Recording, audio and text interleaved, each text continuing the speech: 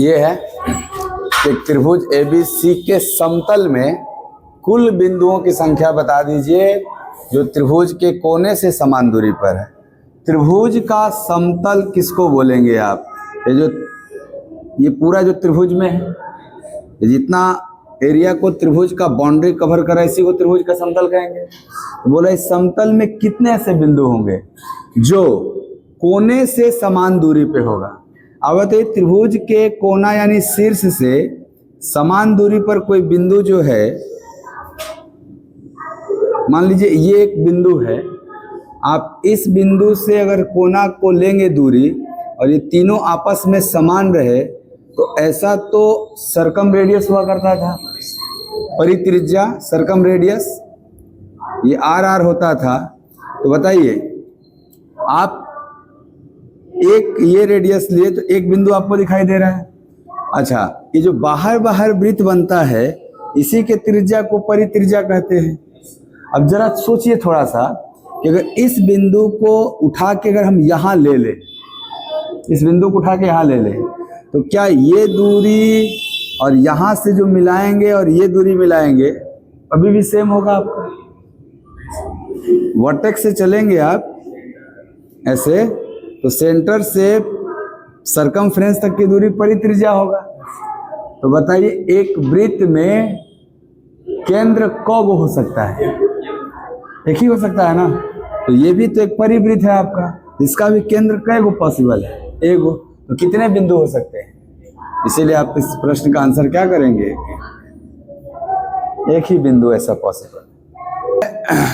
त्रिभुज ABC में कोण C 54 डिग्री है।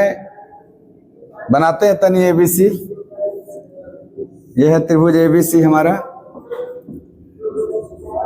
इसमें एंगल C 54 है, ये वाला एंगल दिया है 54 डिग्री और कह रहा है बिंदु D AB के समद्विभाजक लंब BC को बिंदु E पर मिलता है। ये लाइन थोड़ा सा अच्छे समझना है। बिंदु D से AB के समद्विभाजक, ये है AB के समद्विभाजक कोई बिंदु D है, यहां से आप AB का समद्विभाजक लंब या लंब समद्विभाजक यानी AB को दो बराबर भाग में बांटने वाला कोई लाइन है D से, BC को बिंदु E पर मिलता है, BC को बिंदु E पर मिलता है। कैसा है? ऐसे है क्या? BC को बिंदु E पर मिलता है, फिगर देख लेना। बिंदु D से AB के समद्विभाजक लंब, तो हमने यहां एक बिंदु D लिया और AB के समद्विभाजक लंब खींचा, BC को बिंदु E पर मिलाता है। BC ये है, BC को बिंदु E पर मिलाता है। ये E बाहर भी हो सकता है, अंदर भी हो सकता है। यही है ये आपका। अच्छा आगे देखो, एंगल EAC कितना है? 42। EAC ये मिलाना पड़ेगा, ये वाला है 42।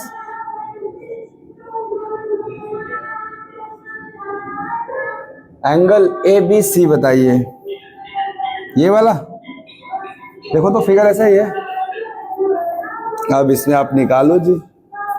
चलो बताना एक बात, ये छोटका जो त्रिभुज बना है हम लोग का AEC, इसमें दो कोण तो दिया हुआ है 54 और 42।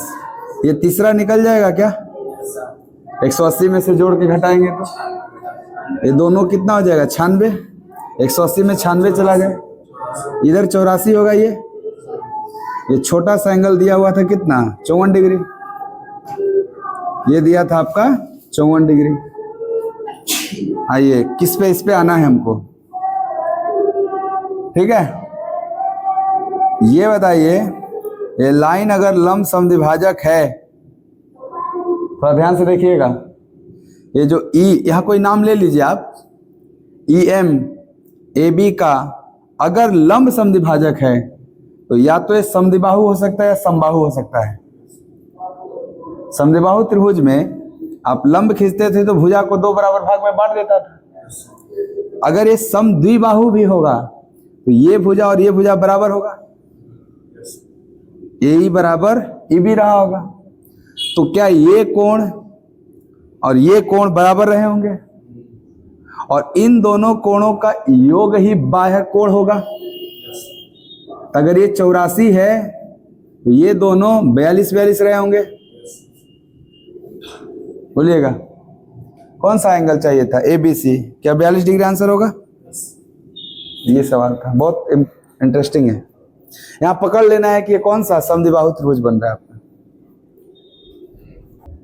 ठीक है, ये सवाल है कि केंद्र O वाले एक वृत्त, पहले O वाला एक वृत्त हम बना के देखते हैं। थोड़ा ऐसे है, O केंद्र वाला है ये वृत्त। इसमें कह रहा है कि लघु वृत्तखंड में AB जीवा है। देखिए जीवा तो दो बिंदुओं को मिलाने वाली रेखा हो जाती है। तो अगर हम एक लाइन यहाँ खींच दें, ये जीवा है आपका। इसमें ये जीवा क्या किया कि वृत्त को दो खंड में बांट दिया। इस जीवा के ऊपर एगो खंड दिखाई दे रहा है और जीवा के नीचे भी एगो खंड है। तो नीचे जो है वो छोटा सा खंड है, इसको लघु खंड कहेंगे, और ऊपर वाला दीर्घ वृत्त खंड कहेंगे। कह रहा है कि लघु चाप AB पर, देखिए ये आर्क जो है ये वाला चाप, ये चाप कहलाएगा। तो ये A से लेके B तक के जो कर्व लाइन है ये लघु चाप है, और इधर जो ये है ये दीर्घ चाप है। तो लघु चाप AB पर A और B के मध्य एक बिंदु C है। यानी ये जो चाप AB है इसके ठीक बीच में कौन है, या बीच में C है। बोला ना मध्य एक बिंदु C है। अब कह रहा है A और B पर खींची गई वृत्त की स्पर्श रेखा बिंदु D पे मिलते। देखना ये ध्यान से, A पे स्पर्श रेखा खींचिएगा तो ऐसे A से होता हुआ गुजरेगा, यहाँ A पे टच करेगा ऐसे। B से खींचिएगा स्पर्श रेखा तो ऐसे B पे टच करता हुआ आएगा। ये टचिंग पॉइंट B है आपका। ये जो आके मिलेंगे इस पॉइंट को उसने क्या कह दिया, D है ये पॉइंट। दो स्पर्श रेखाएं, एक वृत्त की स्पर्श रेखा वृत्त को एक ही बिंदु पे स्पर्श करता है। तो ये स्पर्श बिंदु कौन है, A, और यहाँ स्पर्श बिंदु है B, और दोनों आगे बढ़े हैं तो किस पॉइंट पे मिले हैं, D पे। अब कह रहा है कि एंगल ACB 116। देखिए ध्यान से, A को C से मिलाइएगा और B को भी C से मिलाइएगा, तब ने ये एंगल का निर्माण होगा ACB। ये कितना दिया है सर, 116। अब बोल रहे ADB बताओ, ये वाला बताना है ना। बहुत ध्यान से समझिएगा। अगर आप ऐसे मिला दीजिए सेंटर से A और B को, सेंटर से, तो ये जो बनता है ना ये चक्रीय चतुर्भुज वाला प्रॉपर्टी लेके बैठा हुआ है। और एक बात समझिएगा, जैसे ये लघु वृत्तखंड में बना हुआ एंगल 116 है, इसी जीवा द्वारा दीर्घ वृत्तखंड में बनाइएगा तो ये भी एक यहाँ पे आपका एक चक्रीय चतुर्भुज बन जाएगा।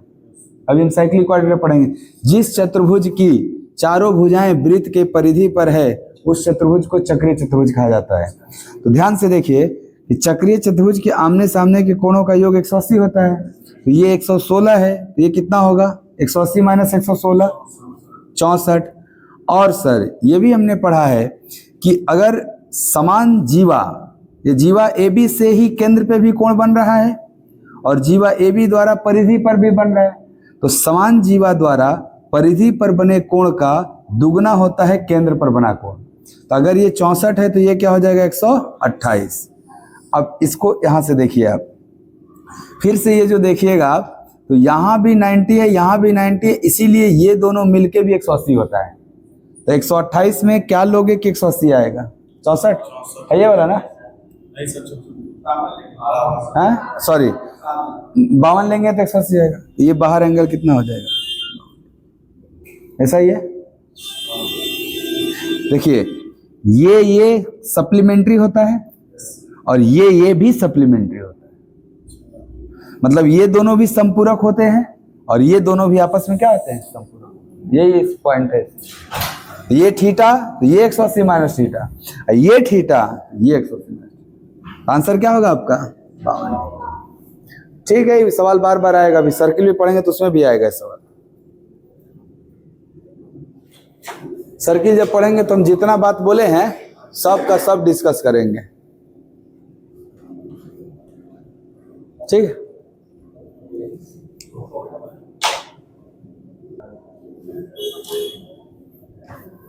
ये देखिए सवाल है अगला 210 नंबर। इसमें क्या है कि एक त्रिभुज दिया हुआ है, और इसके अंदर एक चतुर्भुज बना दिया है, और आपसे पूछा इस चतुर्भुज का क्षेत्रफल क्या होगा। हाँ, कौन सा? नहीं, तो बस लास्ट चल रहा है, इसके बाद चतुर्भुज होगा। चतुर्भुज के एरिया का जरूरत पड़ देगा, पूछा भी एरिया ही है। देखते हैं इस चतुर्भुज का क्षेत्रफल बोला है क्या होगा, जब ये सब लेंथ दिया हुआ है पूरा त्रिभुज का। ये त्रिभुज बताइए कौन सा त्रिभुज है ना? इधर भुजा 10 है, इधर भी भुजा क्या है 10, और नीचे 8। इसका मतलब ये समद्विबाहु त्रिभुज है। हाँ, आइसोसेलेस ट्रायंगल है। और आइसोसेलेस ट्रायंगल के अंदर ऐसे एक चतुर्भुज बना के आपको इसका एरिया पूछ रहा है। ठीक, एंगल नहीं दिया है, कैसे निकालिएगा? इसको पहले ट्राई करिए, निकालिए। थोड़ा लगेगा टाइम है। बड़े ट्रायंगल में से ये छोटा छोटा 3 ट्रायंगल का एरिया घट जाएगा, तभी ये चतुर्भुज का एरिया आएगा। यानी इस चतुर्भुज ABCD का एरिया त्रिभुज PQR माइनस त्रिभुज PAB माइनस त्रिभुज RBC माइनस त्रिभुज QCD, ये काम करना है हम लोग को। और ये काम थोड़ा है, देखना ध्यान से। ये त्रिभुज PQR का एरिया तो ठीक है, क्यों? क्योंकि सर जो त्रिभुज PQR है ये कैसा त्रिभुज है, इधर अलग से बनाते हैं, थोड़ा समझिएगा। ये PQR जो था इसका भुजा ये भी 10 दिया था, ये भी तो मिला के 10 ही है। और ये आइसोसेलेस ट्रायंगल अगर है, इसमें जो परपेंडिकुलर डालेंगे वो इसको इक्वल पार्ट में बांट देगा। 8 है ना पूरा, ये 4 में बटेगा। तो क्या इसका हाइट आप निकाल लेंगे पाइथागोरस थ्योरम लगा के? 100 में से 16 गया, √84। √84 को लिखेंगे 2√21। इसका हाइट क्या होगा? 2√21। तो बताइए इस ट्रायंगल का area half base into height, base क्या 8 है और हाइट 2√21, हाफ बेस पूरा 8 और हाइट क्या है 2√21। ये PQR का निकला। ऐसे ही ये लोग का भी एरिया घटाना है हमको। अब इसमें देखना क्या चीज है कि सर ये तो आइसोसेलेस था इसलिए आपने हाइट निकाल लिया और फट से एरिया निकाल लिया। अब ये जो PAB ट्रायंगल है इसमें 2 भुजा दिया हुआ है, तीसरा तो खैर पता ही नहीं है, और ये एंगल भी नहीं पता है। तो क्या इसका एरिया जो होगा, आपने पढ़ा था कि सर अगर एक ट्रायंगल में 2 भुजा पता है, जैसे PAB ट्रायंगल की हम बात कर रहे हैं, ये आपको दिया है 5, ये दिया है 6, तो इसका जो एरिया होगा हाफ XY sin थीटा बताया था। तो क्या ये हाफ 5 × 6 sin P, यही ना होगा इसका एरिया? ये एंगल P है बीच में, तो ठीक है, इसका एरिया होगा हाफ। इसके साइड्स क्या हैं? 5 × 6 30 sin P। ऐसे ही बताइए RBC का एरिया क्या होगा? Half 4 × 3 sin R, half 12 sin R। ऐसे ही बताइए QCD का एरिया क्या होगा?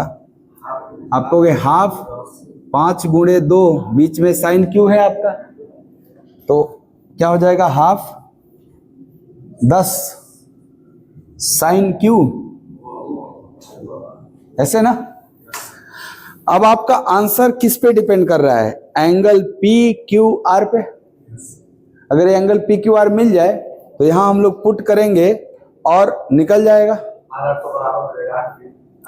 नहीं, बराबर है Q और R, बट कितना है ये नहीं पता। आप ये भी समझ लीजिए कि अगर ये जो साइन में है आपको 30 डिग्री, 45 डिग्री, 60 डिग्री आएगा तब आप मान रख पाएंगे। हो सकता है ये आए ही ना 30 डिग्री, 60 डिग्री, 45 डिग्री, तब आपको पूरा साइन P का मान चाहिए।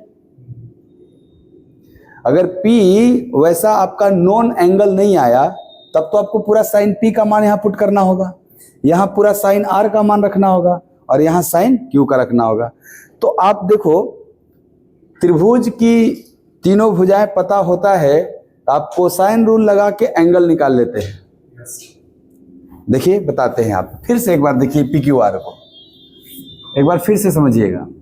ये ट्रायंगल ओरिजिनल में PQR है आपका, इसमें तीनों साइड दिया हुआ है ना 10 10 8।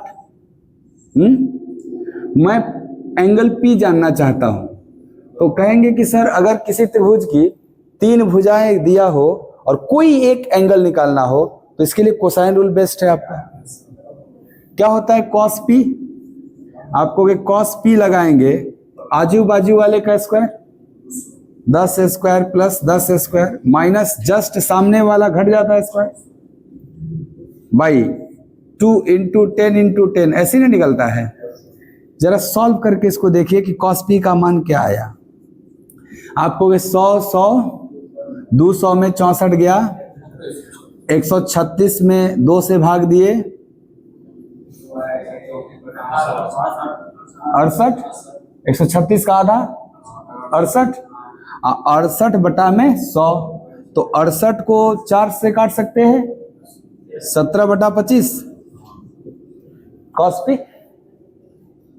अच्छा ये बताइए आपको cos P चाहिए कि sin P?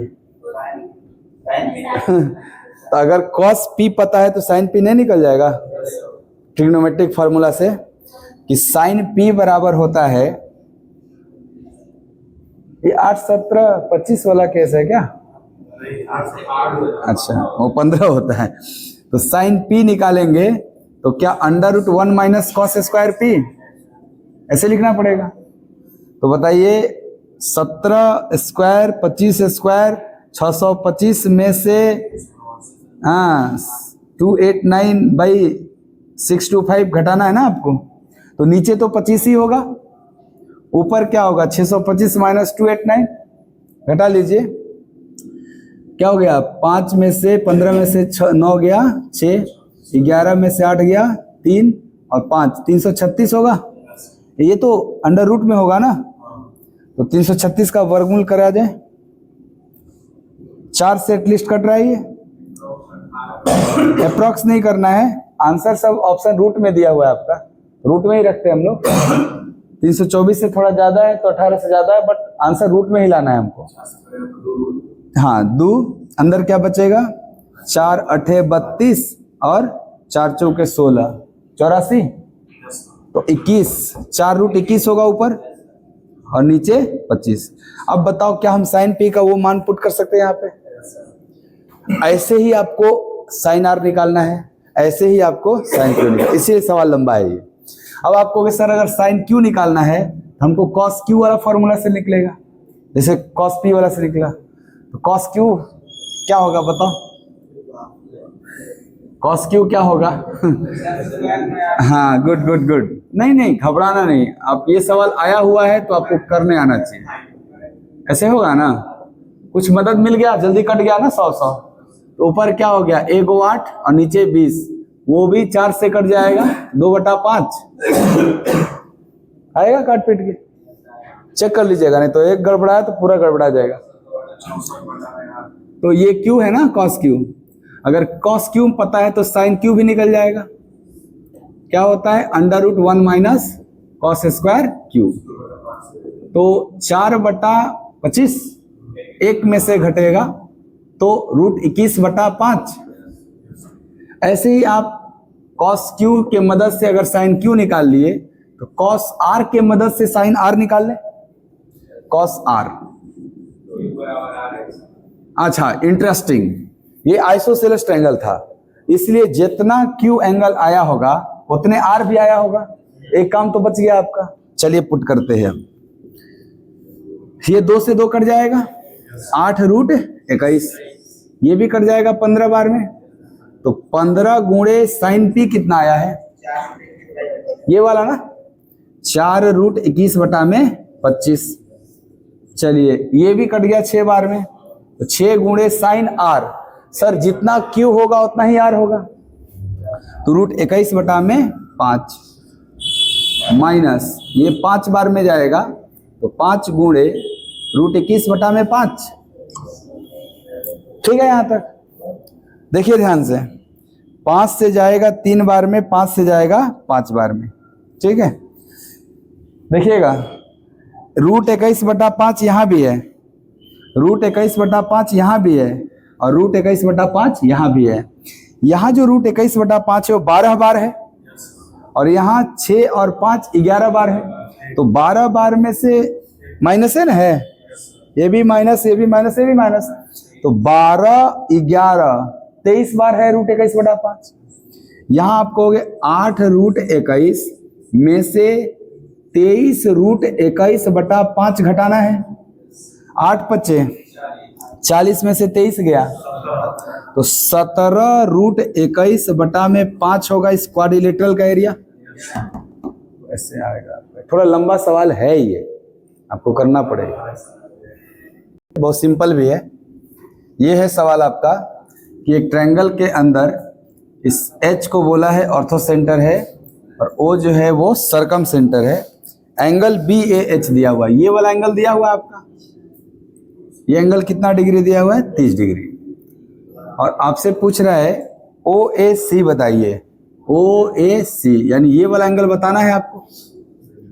ठीक है, बहुत ध्यान से समझिए। यहाँ पे ये H कौन सा केंद्र है और लंब केंद्र के लाइन को जो A से चला इसको हम आगे बढ़ा देंगे तो क्या ये परपेंडिकुलर होगा?